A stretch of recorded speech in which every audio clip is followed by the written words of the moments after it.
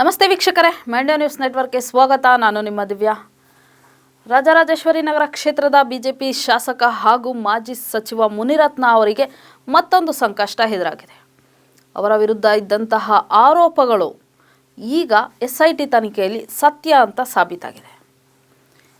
ವೀಕ್ಷಕರೇ, ಕಾರ್ಪೊರೇಟರ್ ಒಬ್ಬರು ಕೊಟ್ಟಿದ್ದಂತಹ ದೂರು, ನನಗೆ ಬರಬೇಕಾದಂತಹ ಬಿಲ್ ಕೇಳುವಂತಹ ಸಂದರ್ಭದಲ್ಲಿ ಅವರು ನನಗೆ ಅವ್ಯಾಚ ಶಬ್ದಗಳಿಂದ ನಿಂದಿಸಿದ್ದಾರೆ, ಕೊಲೆ ಬೆದರಿಕೆಯನ್ನು ಹಾಕಿದ್ದಾರೆ, ಜಾತಿ ನಿಂದನೆಯನ್ನು ಕೂಡ ಮಾಡಿದ್ದಾರೆ ಅಂತ ಒಂದು ಕಡೆ ಆರೋಪ ಇದ್ದರೆ, ಮತ್ತೊಂದು ಕಡೆ ಸಂತ್ರಸ್ತೆಯೊಬ್ಬರು, ಸಾಮಾಜಿಕ ಕಾರ್ಯಕರ್ತೆ ನಾನು, ಆ ಒಂದು ವಿಚಾರವಾಗಿ ಅವರು ಮುನಿರತ್ನ ಅವರೇ ಸ್ವತಃ ನನಗೆ ಕಾಲ್ ಮಾಡಿ ನಿಮ್ಮ ಒಂದು ಸಾಮಾಜಿಕ ಕೆಲಸಗಳು ಎಲ್ಲ ಚೆನ್ನಾಗಿ ನಡೀತಾ ಇದೆ, ಹಾಗಾಗಿ ನಾವು ನಿಮ್ಮ ಬಳಿ ಮಾತಾಡಬೇಕಂತ ಹೇಳಿ ಕರೆಸ್ಕೊಂಡು ಲೈಂಗಿಕ ದೌರ್ಜನ್ಯವನ್ನು ಎಸಗಿದ್ದಾರೆ.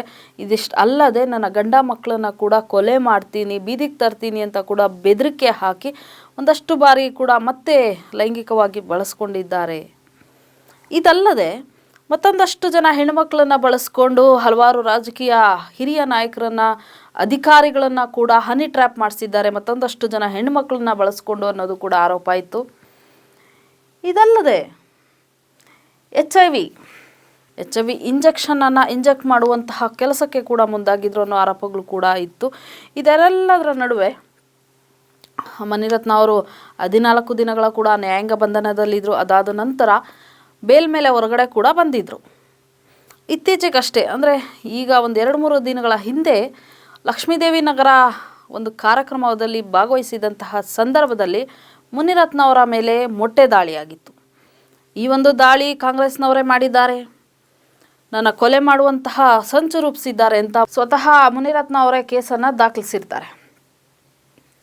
ನನ್ನ ಮೇಲೆ ಕೊಲೆ ಸಂಚಿದೆ ಅಂತ. ಆದರೆ ವೀಕ್ಷಕರೇ, ಆ ಭಾಗದ ಹಲವಾರು ಹಿರಿಯ ರಾಜಕಾರಣಿಗಳು ಈ ಒಂದು ವಿಚಾರವಾಗಿ ಹೇಳೋದೇನೆಂದರೆ, ಇದೆಲ್ಲವೂ ಕೂಡ ಮುನಿರತ್ನ ಅವರ ಸಂಚೆ, ಇದರಲ್ಲಿ ನಮ್ಮದು ಯಾವುದೂ ಸಹ ಕೈವಾಡ ಇಲ್ಲ, ನಾವು ಯಾವುದೇ ರೀತಿಯಾಗಿ ಮೊಟ್ಟೆ ದಾಳಿಯನ್ನಾಗಲಿ ಅಥವಾ ಅವರ ವಿರುದ್ಧ ಸಂಚನ್ನಾಗಲಿ ನಾವು ಮಾಡ್ತಾ ಇಲ್ಲ.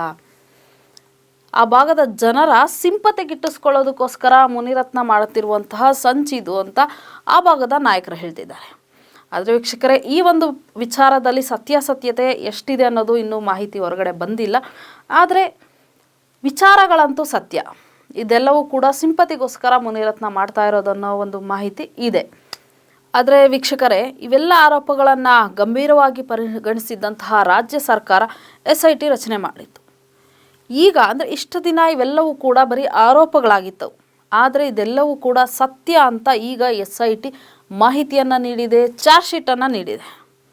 ಸೊ ಇದರ ಬೆನ್ನಲ್ಲೇ ಮುನಿರತ್ನ ಅವರ ಬಂಧನ ಆಗಬಹುದು ಇಷ್ಟರಲ್ಲೇ ಅನ್ನೋ ಒಂದು ಮಾಹಿತಿಗಳು ಕೂಡ ಬರ್ತಾ ಇದೆ. ಸೊ ನೋಡೋಣ ವೀಕ್ಷಕರೇ, ಈ ಒಂದು ಪ್ರಕರಣದಲ್ಲಿ ಮುನಿರತ್ನ ಅವರ ಬಂಧನ ಆಗುತ್ತಾ ಅಥವಾ ಈ ಒಂದು ಪ್ರಕರಣದಲ್ಲಿ ಇನ್ನೆಷ್ಟೆಲ್ಲ ಬೆಳವಣಿಗೆ ಆಗಬಹುದು ಅಂತ ಕಾದು ನೋಡೋಣ. ಇದಾಗಿತ್ತು ಈ ಕ್ಷಣದ ಸುದ್ದಿ. ನಿರಂತರ ಸುದ್ದಿಗಾಗಿ ನೋಡ್ತಾ ಇರಿ ಮೆಂಡು ನ್ಯೂಸ್ ನೆಟ್ವರ್ಕ್. ಮೆಂಡು ನ್ಯೂಸ್ ನೆಟ್ವರ್ಕ್, ಸತ್ಯದ ಕನ್ನಡಿ.